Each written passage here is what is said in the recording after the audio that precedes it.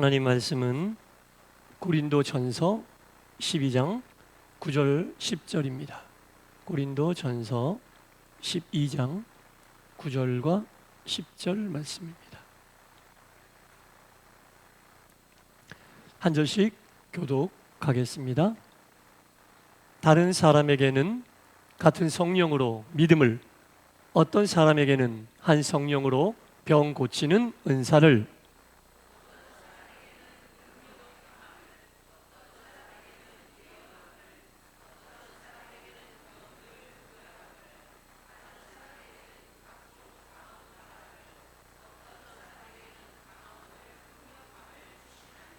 아멘. 수요예배에 참여하신 여러분 모두에게 하나님의 크신 은혜와 평강이 충만히 임하시기를 간절히 축원합니다. 네. 자, 안의 은사와 밖의 은사에 대하여 지금 우리가 계속 수요예배를 통해 살펴보고 있는데요. 오늘은 이제 고린도전서 12장 9절과 10절에 나와 있는 모든 은사 가운데 가장 마지막 은사, 방언의 은사에 대하여 이야기를 나누도록 하겠습니다. 방언의 은사. 이 방언의 은사에 관하여 제가 가끔 이런 질문을 받기를 합니다. 전화로 물어보시는 분도 있고 가끔 이런 질문을 받아요. 방언이 나에게 임한 것 같은데 이게 진짜 임한 건지 아니면 꾸며서 내가 방언을 하려고 하는 건지. 방언 너무 사모하다 보니까 방언을 사모하는 마음에 나도 모르게, 왜 그러잖아요.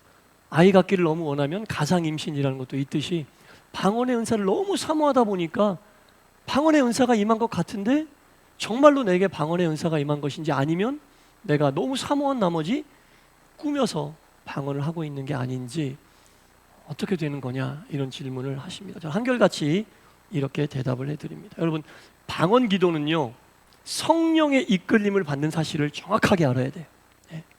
하고 싶다고 할 수 있는 게 아니에요. 성령의 이끌림을 받는 영의 기도, 방언의 기도는 영의 기도거든요. 그리고 실제로 방언을 하다 보면은 사용되는 단어는 몇 마디 안 돼요. 같은 단어가 계속 반복이 되는 경우가 대다수예요. 그냥 보면 방언 기도가 얼마나 단조로워요. 같은 단어가 계속 반복되고 조금만 하면 이성적으로 생각할 때 지루할 것 같아. 자꾸 기도하는데 다른 생각 들 것 같아. 여러분, 방언의 기도를 하는데 같은 단어가 반복된다든지 아니면은 기도하고 있는 그 상황 속에서도 내가 다음에 무슨 기도하지? 이런 생각이 자꾸 들면 온전한 방언이 아니에요. 성령의 인도하심을 따라 기도하게 되면 드러나는 단어는 뭐 한 단어, 두 단어, 세 단어가 반복된다 할지라도 1시간씩 기도해도 전혀 지루하지 않고 계속 기도할 수 있으면 그건 정말 방언 받은 거예요. 근데 방언 기도하면서 내가 이 단어를 계속 반복하는데 이게 정말 기도가 될까? 이런 식의 생각이 든다는지, 아니면 자꾸 기도에 집중하지 못하고 다른 생각이 들면 온전한 방언이 아니다라는 겁니다. 기도하면서 전혀 지루하지 않아야 되고요.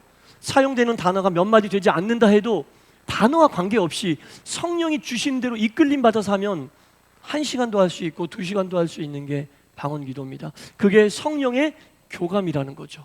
성령과 교감하여 영이 이끄는 대로 기도를 하는 거기 때문에 사용되는 단어의 수가 작든지 아니면은 기도하는데 자꾸 지루함이 느껴진다든지 그러면 아직은 온전한 방언의 기도가 아니다라고 보면 됩니다. 방언이 은혜로운 까닭이 여기에 있는 거예요.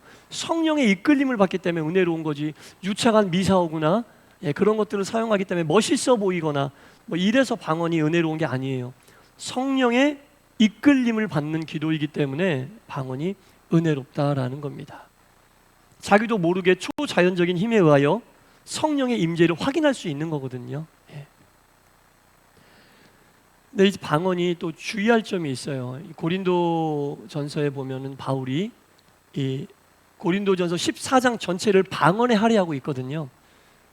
근데 대부분 내용이 뭐냐면 방언 받은 자들에게 주의해야 될 점을 이야기하고 있어요. 가장 주의해야 될 점이 뭐냐면 방언을 자기 과시용으로 그렇게 삼아서는 안 된다라는 겁니다. 방언은 받을 수도 있고 받지 못할 수도 있는 거예요.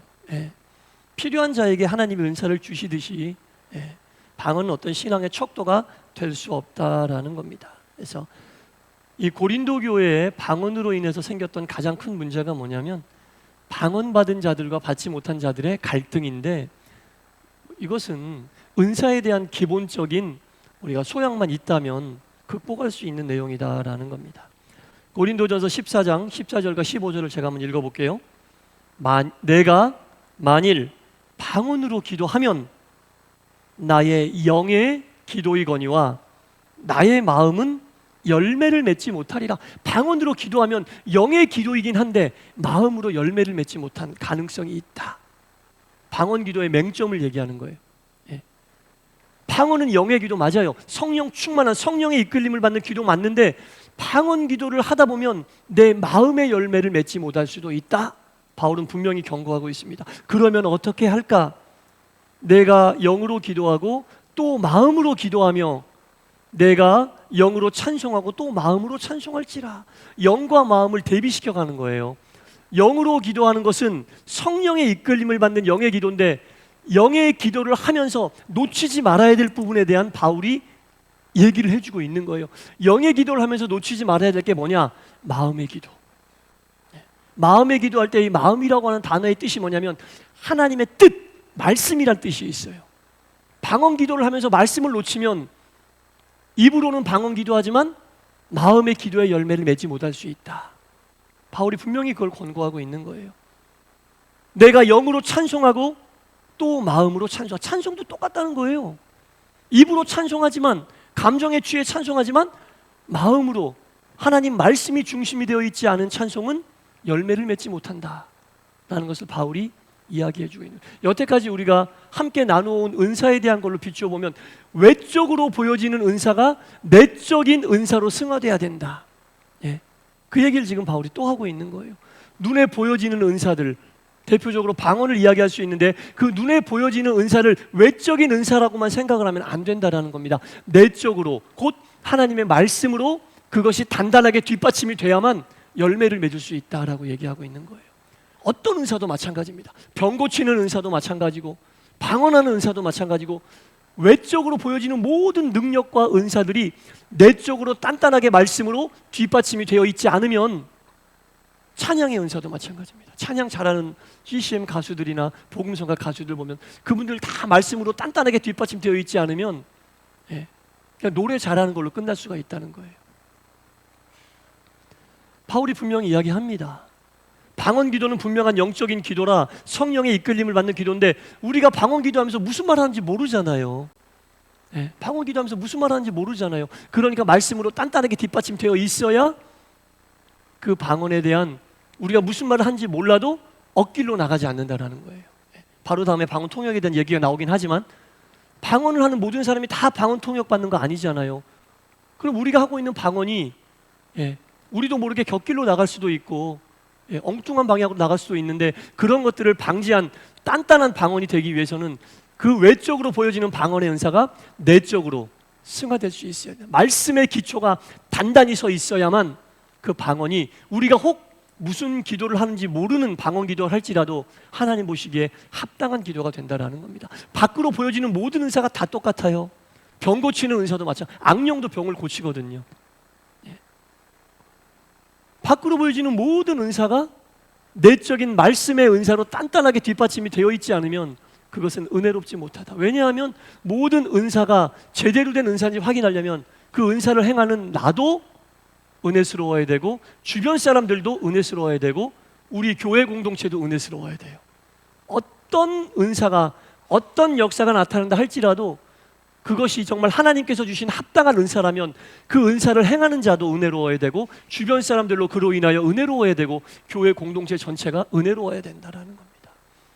그게 따지는 척도예요. 그래서 말씀의 기초가 되어 있는 방언이라야만 영의 기도의 열매도 맺을 뿐더러 마음의 열매도 맺혀진다.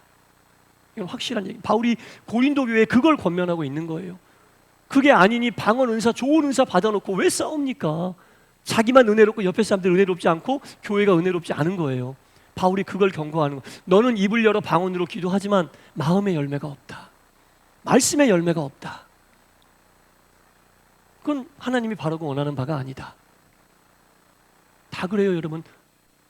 하나님이 나에게 주신 지식의 은사, 하나님이 나에게 주신 건강의 은사, 하나님이 나에게 주신 물질의 은사, 하나님이 나에게 주신 재능의 은사 모두 다 마찬가지예요. 내가 은혜로운 걸로 끝나버리면 안 돼요.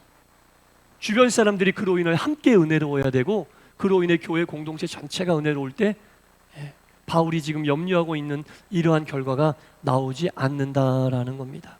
반드시 하나님의 말씀으로 받아들일 수 있는 말씀의 기초가 단단함, 그런 방언이 돼야 된다라고 바울이 우리에게 권면하고 있습니다. 방언하시는 분들은 항상 말씀으로 단단하게 설레고 더 열심히, 왜 우리가 하는 기도를 무슨 기도인지 모르니까. 우리도 모르는 사이에 부지불식간에 은혜롭지 않은 말이 방언으로 나올 수도 있어요.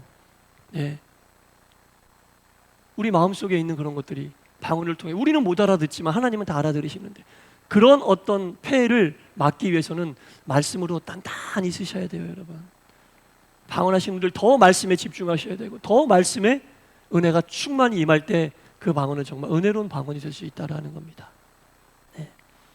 그리고 바로 이어서 내적인 은사 가운데 방언, 통역의 은사에 대하여 말씀하고 있죠. 방언, 통역. 방언, 통역의 은사를 받았다고 자처하시는 분들이 계시는데, 그분들이 통역을 해주면 그 통역이 맞는지 안 맞는지 모르잖아요. 제가 왜 이 말씀을 드리냐면, 보세요. 방언 통역하는 신령한 은사를 받았다는 그분의 그 은사에만 너무 집중하다 보면 주객이 전도된다니까요.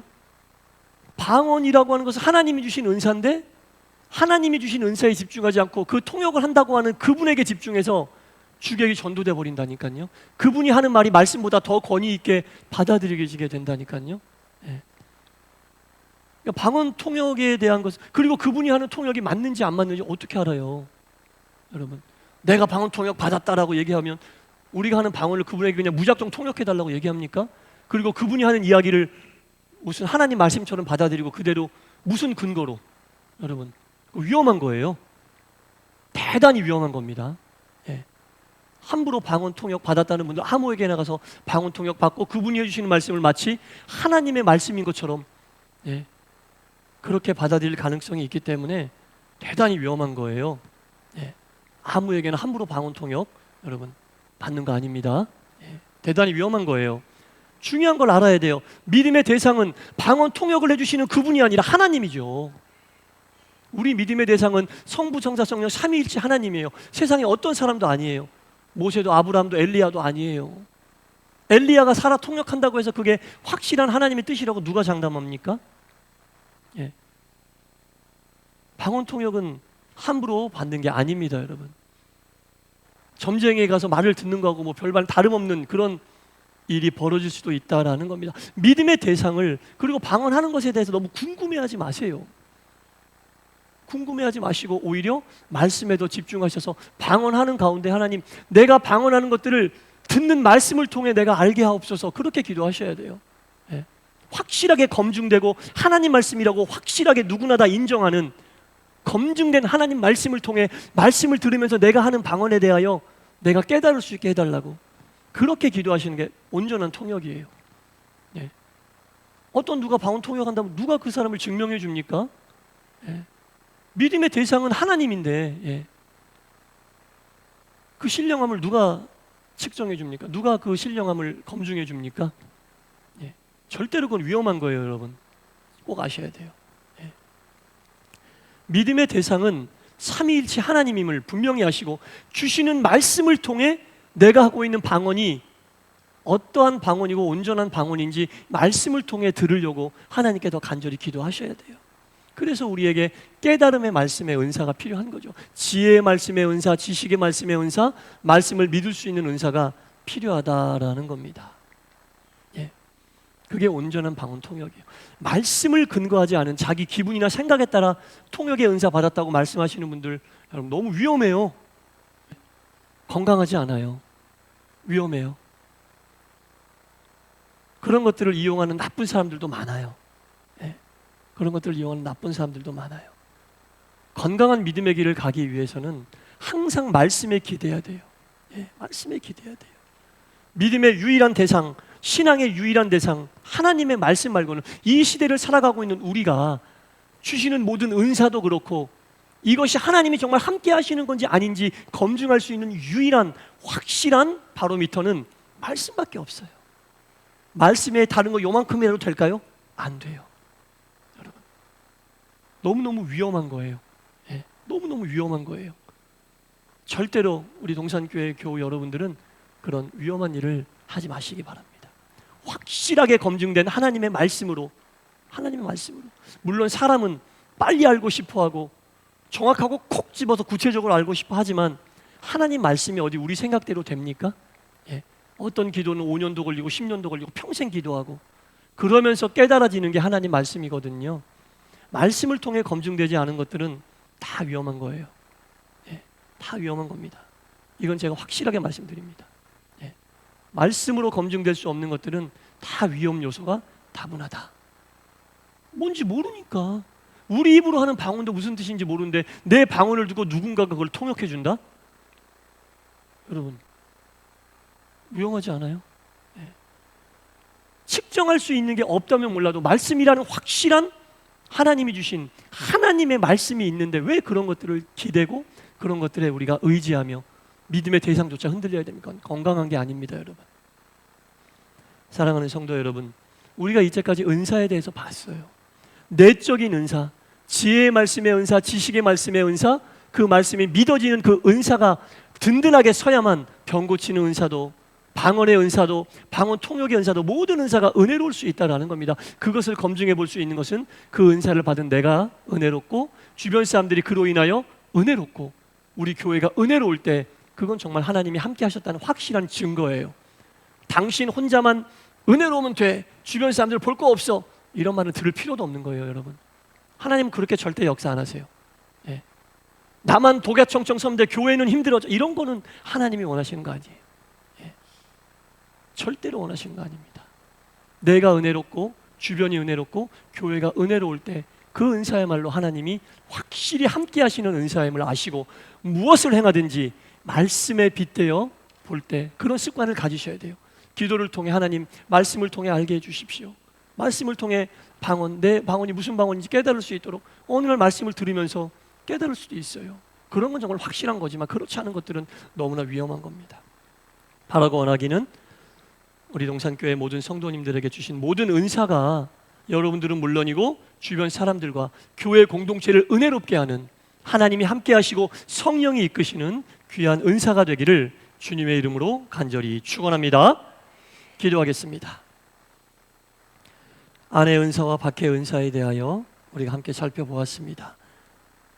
지혜의 말씀의 은사와 지식의 말씀의 은사와 말씀이 믿어지는 믿음의 은사가 우리 가운데 든든히 반석 위에 세워지게 하여 주시옵소서. 그리하여 모든 바깥의 은사, 병 고치는 은사, 능력 행함의 은사, 방언의 은사, 방언 통역의 은사, 어떤 은사라도 내적인 은사, 말씀의 은사에 기초를 두고 말씀으로 다 승화시킬 수 있는 기초가 든든한 은사를 받고 나는 물론이고 주변 사람들과 교회 공동체 전체를 은혜롭게 하는 은사가 있는 동산교회가 되게 하여 주옵소서. 예수님 이름으로 기도드리옵나이다. 아멘.